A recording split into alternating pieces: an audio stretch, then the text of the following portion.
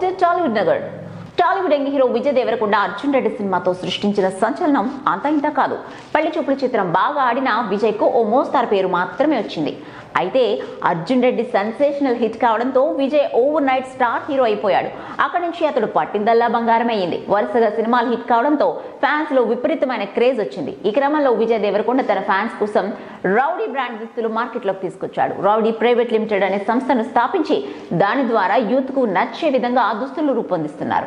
Rowdy brand డ్రెస్లకు Telugu రాష్ట్రాల్లో మంచి demand ఉంది. గత జూలైలో రౌడీ బ్రాండ్ ప్రారంభం కాగా కొద్ది కాలంలోనే సక్సెస్ అయింది. అయితే ఇప్పుడు రౌడీ బ్రాండ్ కు నకిలీ బెడద తప్పలేదు.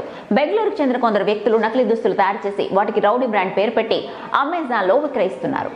ఆ దుస్తులు ప్యాక్ లో విజయ్ దేవరకొండ ఫోటో ముద్రించి అమ్ముతుండటంతో రౌడీ ప్రైవేట్ లిమిటెడ్ అమెజాన్ పై న్యాయస్థానాన్ని ఆశ్రయించింది. బెంగళూరు సిటీ సివిల్ కోర్టులో దావా వేసింది. దీనిపై విజయ్ దేవరకొండ అసిస్టెంట్ ఆకాష్ మీడియాకు వివరాలు వెల్లడించారు.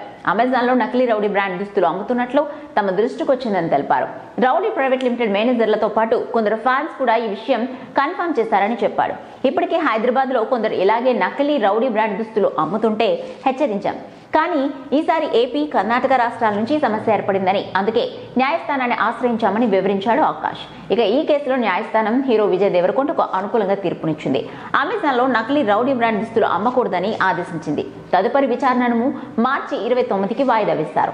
బెంగళూరుకు చెందిన కొందరు వ్యాపారస్తులు జనరిక్ పేరుతో నకిలీ రౌడీ బ్రాండ్ దుస్తులు అమ్మడంపై Vijay Devarakonda serious అయ్యాడట.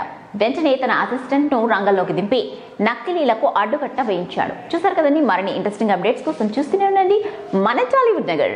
If you like the video, please like us and subscribe Tollywood Nagar.